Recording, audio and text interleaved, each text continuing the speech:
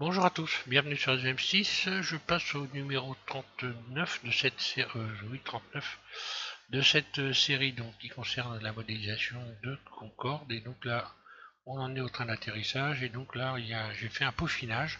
Donc je ne vais pas vous bassiner avec le peaufinage, je vais simplement vous faire remarquer les éléments que vous risquez d'avoir besoin d'arranger. Et simplement là, je vais faire une démonstration pour ce qui est de la réduction ici de la partie centrale ici, puisque quand on regarde l'image, donc cette image que vous devez avoir, et là on voit par exemple le treuil ici, ça se passe à cet endroit-là, donc c'est pas impossible que cette pièce-là, ce soit une pièce qui permette de treiller l'avion. Bon, enfin peu importe, on va faire cette pièce-là, on la voit bien sur cette image, donc on va la réaliser euh, disons plus ou moins fidèlement par rapport à ce qu'on voit, hein.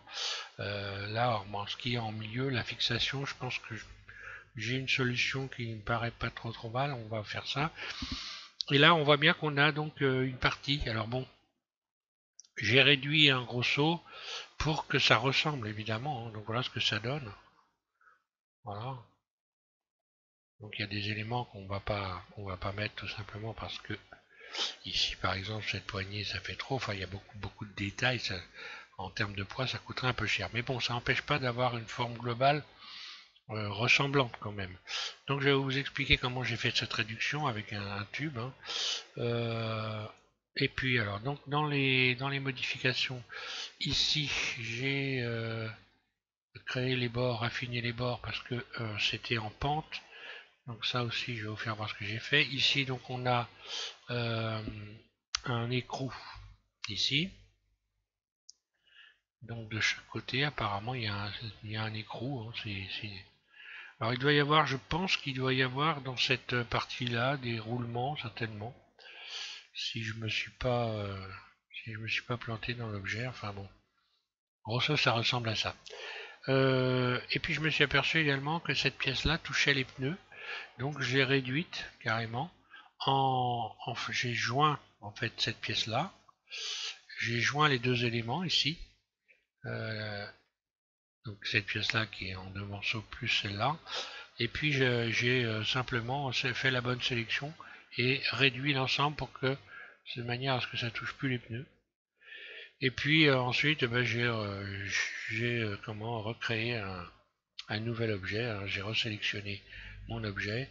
Comme ça j'ai déformé carrément cette pièce-là et puis également celle-là. En même temps, comme ça j'ai quelque chose qui est. D'ailleurs on voit bien que je pourrais même encore réduire ici cette pièce-là. Je sais pas en haut si elle touche bien. Oui, en haut elle touche bien. Ce qui fait que en bas je vais aller la sélectionner. Donc bah là je clique sur ma barre slash. Voilà. Et je vais réduire légèrement cette partie-là. Z, A. Deux fois je désélectionne tout. Donc c'est une sécurité, hein. Voilà, je reclique sur la barre slash de mon pavé numérique. Et je vais juste faire une surface avec en mode barycentre, surface. Et voilà, je viens recoller. Donc là, ça ne recolle pas partout pareil. Donc poignée de transformation, je bouge légèrement. Et puis je viens ajuster les éléments pour être au plus proche de la réalité, hein. Et voilà. Donc pour la réduction ici, je vais vous faire voir comment j'ai fait. Et avec cette réduction, on voit que la bonne utilisation du curseur 3D est importante. Le curseur 3D, donc, on le retrouve ici, hein. Euh, Sa bonne utilisation et c'est la compréhension de de ses fonctions, c'est important pour arriver à modéliser facilement des objets. Donc là, je vais passer sur une autre fenêtre, hein, carrément. Euh,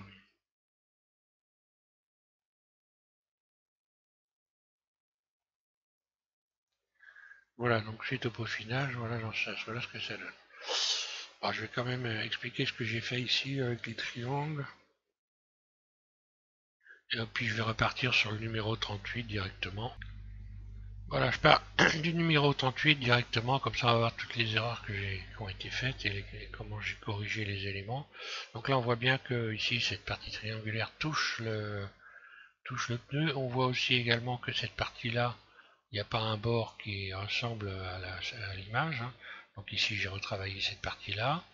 Ici au bout j'ai rajouté donc un boulon, donc j'ai replié cet embout ici pour rajouter donc pas un boulon, un écrou, et puis et voilà, et donc créer une forme ici. Donc je vais créer cette forme à partir de là en regardant l'image. On va regarder l'image vite fait, ou alors je vais peut-être ouais, non, je vais faire cette réduction. Alors pour réduire ici, pour pas que ça touche le pneu, voilà ce que j'ai fait. J'ai sélectionné donc ces, ces éléments là, plus Shift, un clic droit à la partie basse ici. Voilà. Puis CTRL J, je les ai joints. Puis mode Edit, ce qui fait que là, je me retrouve avec tout ça relié. Je n'ai plus qu'à, je clique sur la barre slash pour ne voir que cette pièce-là. Je me mets à me mettre en mode transparent. Alors je désélectionne tout et en mode vertice ici, voilà. Et je vais sélectionner, je vais me mettre en vue 3 par exemple. Donc tout ce qui est concerné par cette sur largeur, je vais dire, voilà. Voilà. Maintenant, bon bah, je peux me remettre, sortir du mode transparent. J'ai sélectionné tout ce qui va être modifié. Je vais donc recliquer sur la barre slash mon, pour retrouver mes pneus, hein.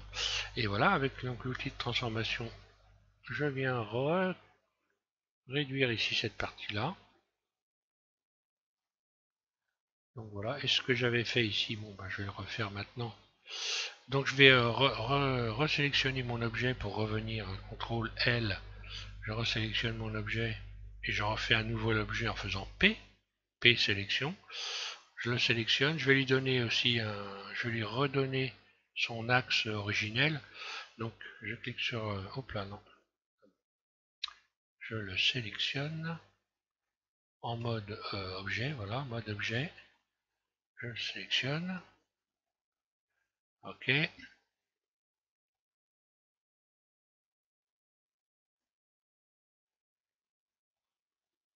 Voilà, mode edit, je clique sur la barre slash, je me remets en vue 3, je vais sélectionner le vertice qui est ici, là, voilà, Shift S curseur vers sélection, je retourne en mode objet et je vais déterminer que l'axe de mon objet se situe sur le curseur 3D, là. Comme ça, maintenant, l'axe de mon objet se situe là. Je rappelle l'ensemble. Donc là, j'ai déjà fait cette première correction. Donc bah voilà, je vais reprendre maintenant. Je peux resélectionner voilà, cet objet-là, faire ce que j'ai fait précédemment. Donc je clique sur la barre slash, je me remets en vue 3, Z mode transparent, C, je resélectionne tout ça. Et donc en mode barycentre, je reclique sur la barre slash et je vais faire donc surface et légèrement décalé pour venir recoller les deux côtés correctement. Après, je peux encore utiliser la poignée de transformation. Voilà, venir un petit peu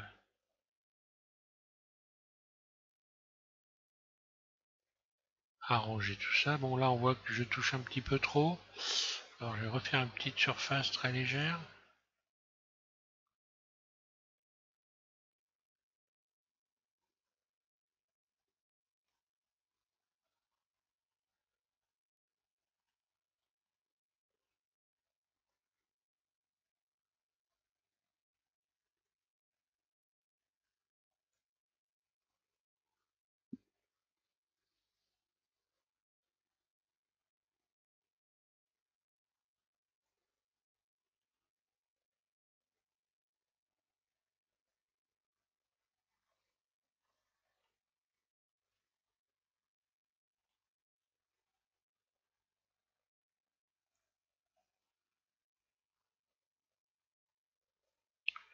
Ouais, on va pas être plus royaliste que le roi, j'ai envie de dire, voilà, ça paraît pas mal quand même, hein.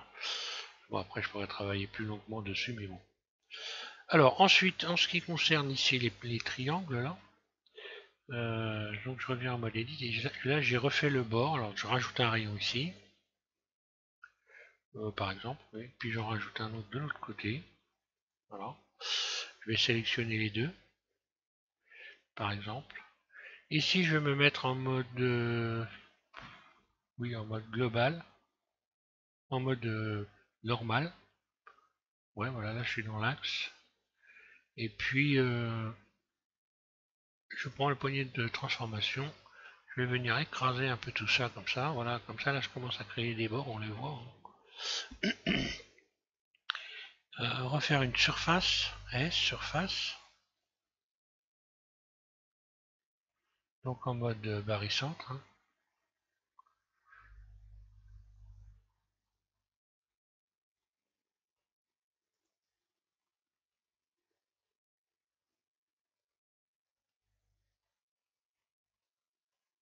Et voilà, là j'ai retaillé des bords ici. Et aussi, je me suis aperçu qu'il y avait une petite forme ici, là. Donc j'ai attrapé ces arêtes-là, que j'ai écartées légèrement. Donc là, cette fois-ci en mode global. Voilà. J'ai gonflé légèrement ici cette partie-là. C'est un peu plus sympa comme aspect, hein. Ça s'amuse à donner un petit peu des formes. Et puis là, bah, sur cette partie-là, je fais la même chose, hein. Je sélectionne ça, hop là, ça et ça. J'écarte légèrement, comme ça j'ai une petite forme sympa. Là, pareil, je rajoute des rayons. Un rayon là, un rayon ici. Mode normal. Surface. On peut resélectionner les deux, voilà. Surface. Et avec la poignée de transformation, donc en mode... Ah, tiens, elles sont pas inclinées, comment ça se fait ça?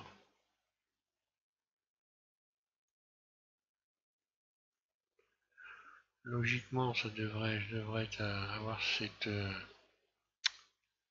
devrais avoir ça incliné. Donc là, ça le fait pas. Je reviens en arrière.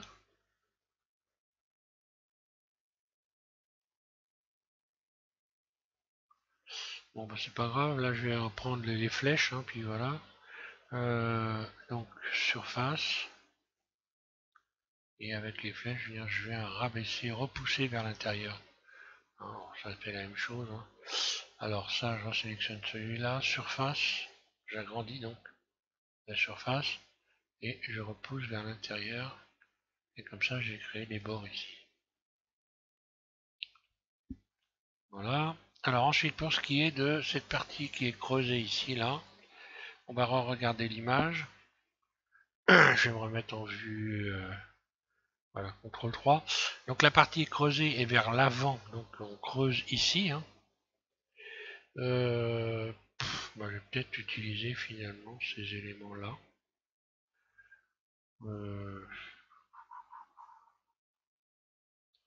Alors on va regarder l'image déjà.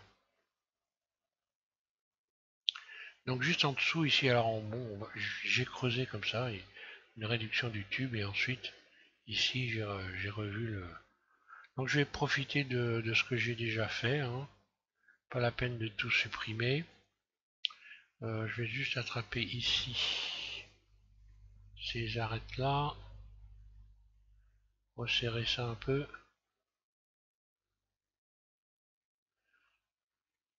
Mode global, voilà. Là c'est pareil.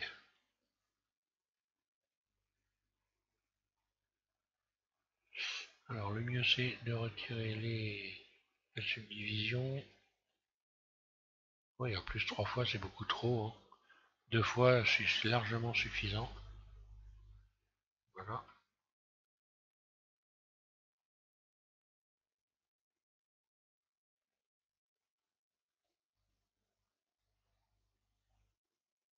Bon, allez hop. Je vais pas lésiner. Je reprends à 0 comme ça sera propre parce que là,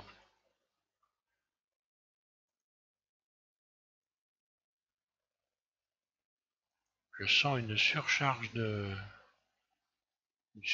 d'arête. Donc ça, je vais garder cette forme-là. Ok, je reviens donc en vue 3 et là, je vais creuser. Alors, juste en dessous, donc là, hop, je rajoute un rayon ici. J'en rajoute un autre là. Et un second juste à côté. Et je vais utiliser le curseur 3D pour venir réduire cette partie-là. Alors pour faire ça, je me mets en mode vertice. Oui, voilà. Je vais venir là derrière, attraper ce vertice-là, ou alors cette arête plutôt encore, ce sera encore mieux. Cette arête-là qui est derrière, et je vais renvoyer le curseur 3D, Shift D, vers la sélection. Curseur vers sélection. Donc ça vient se positionner en plein milieu de la sélection ici. Je n'ai plus qu'à me mettre en mode face ici, sélectionner toutes les faces. Et automatiquement, lorsque je vais faire extrude surface, la diminution va se faire de ce côté-là. Donc je fais extrude surface, voilà. Donc là j'ai réduit, pas réduire de trop. Hein. Et ici, je vais cliquer sur donc la réduction sur l'axe Y et sur l'axe Z.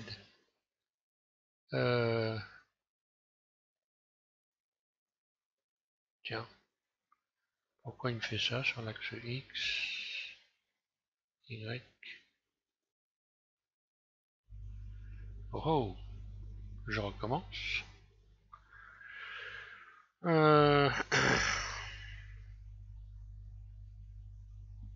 Surface ou extrude surface. Non, apparemment, ça s'est fait correctement. Oui, bah oui, non, bah, ce que je vais faire, je vais tout simplement... alors ça arrive des fois que ça bidouille. Hein. Je prends la poignée de transformation, pourtant je suis bien dans le mode global. Ouais, bon. Poignée de transformation ici, et voilà, je vais venir ici. Hop, remettre ça comme ça. Et puis rajouter des rayons pour retendre ici surface. Là. Donc là, j'ai une réduction nickel.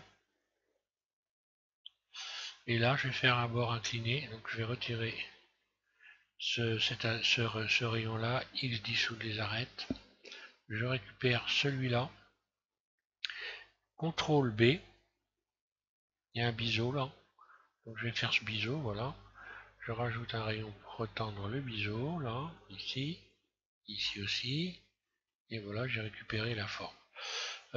Si on regarde ici, on a donc bien cette forme-là. Et là, on va pouvoir...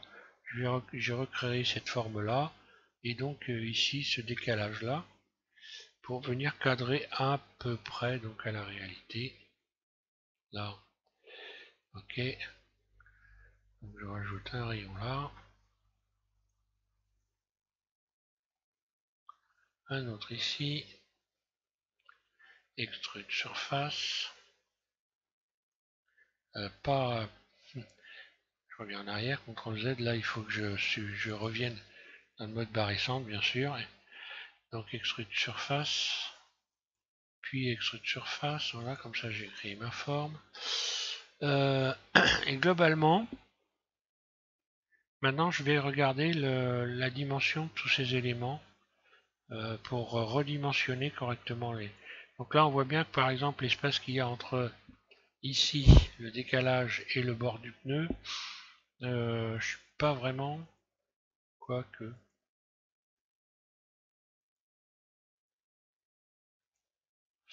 Maintenant, il faut que je réduise les éléments ici. Il faut que je les réduise. Bon, c'est ce que je vais faire. Je vais sélectionner ici.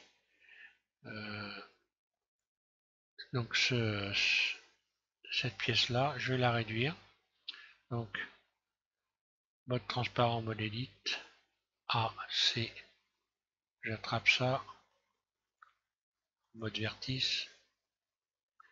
Là, je réduis encore un petit peu. Je viens rehausser ici pour revenir bien recentrer, pour gagner de la place. Ensuite, je reviens sur cette pièce-là. Je désélectionne tout B. Voilà, je sélectionne ça. Donc là, l'écart, je vais le réduire légèrement. Puis remonter l'ensemble.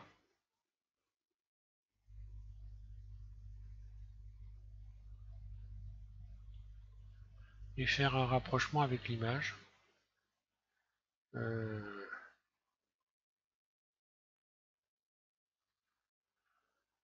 Alors,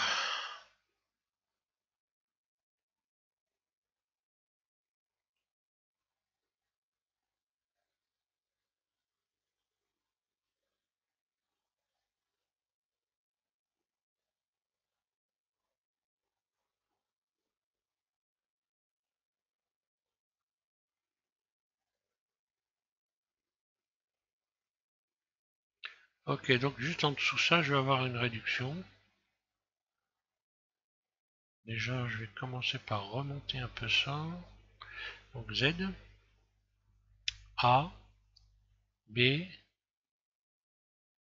voilà, je remonte ça un petit peu comme ça, c'est un peu plus proche. Et donc ça correspond à ça là.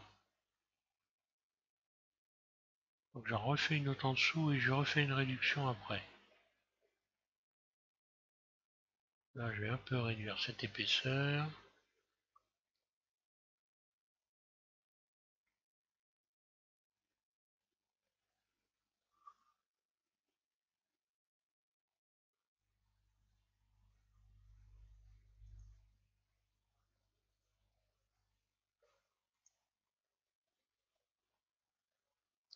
Extrait de surface.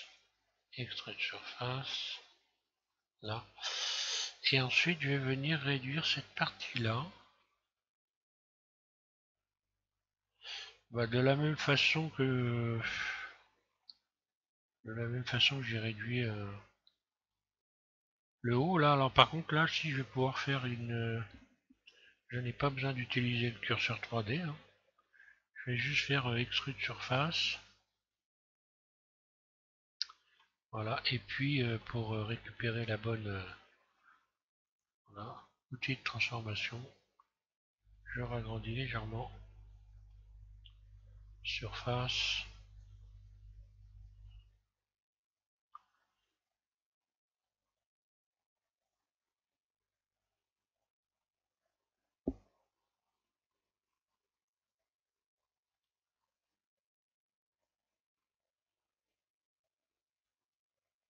Et voilà, un rayon pour retendre. Et voilà, on va dire que ça va faire l'affaire. Là, je suis assez... alors forcément, après cet anneau-là, comme j'ai réduit, il se retrouve à être trop petit, pas trop grand. Donc je vais quand même reprendre ici. Je rajoute un rayon.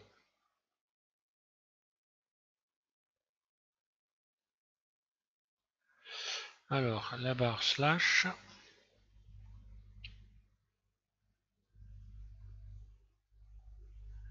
Puis un deuxième.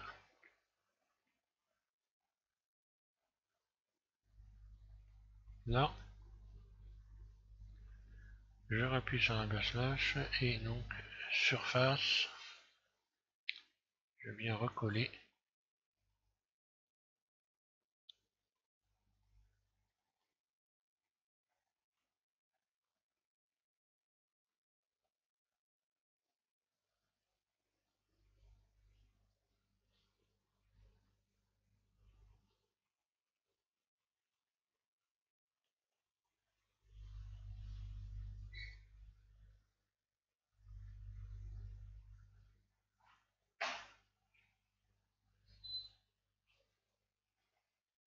Allez, ça fait des formes, ça fait joli. On va garder ça comme ça me paraît pas trop moche. Hein.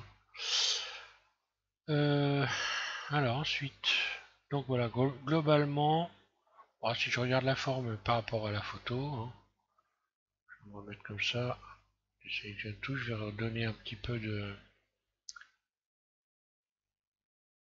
voilà, un petit peu de volume à tout ça en utilisant l'occlusion ambiante, là, voilà. Et je vais regarder donc l'image globalement.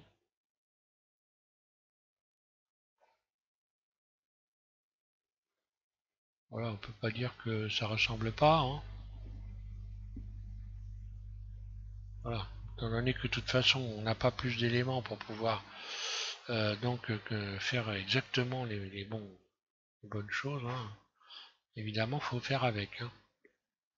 Voilà, donc pour ce qui concerne le repli du train d'atterrissage, parce que là après on va bientôt passer donc à ajouter donc cet élément sur l'avion. Donc à savoir que, alors hier j'ai parlé de la plaque, une plaque sur les bords, elle n'est pas ici mais elle est ici la plaque, hein. Et en fait le train d'atterrissage il se replie dans ce sens-là, vers l'avant. Donc on pourra utiliser ici ce cercle-là, là, pour créer un axe de rotation à partir de cet élément-là. Comme ça, on pourra rentrer le train d'atterrissage vers l'avant. C'est bizarre, mais c'est comme ça, vers l'avant. Et voilà. Donc on a bien une plaque qui est installée à cet endroit-là. Alors pour le peaufinage, je regarde si j'ai rien de particulier, mis à part que ici il faudra remettre un boulon. Pas ici, mais ici, pardon, voilà, ici il faudra rajouter des boulons. Ouais, réduire, bon bah voilà. C'est bon pour ce tutoriel numéro 39. Donc dans le prochain tuto, on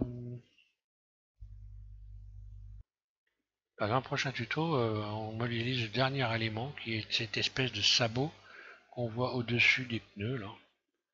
Et après, ça sera bon pour installer le train d'atterrissage sous l'avion. Voilà. Merci à tous de suivre S26. Et bon courage et peaufinez bien votre appareil de manière à avoir un résultat le plus sympa possible. Voilà.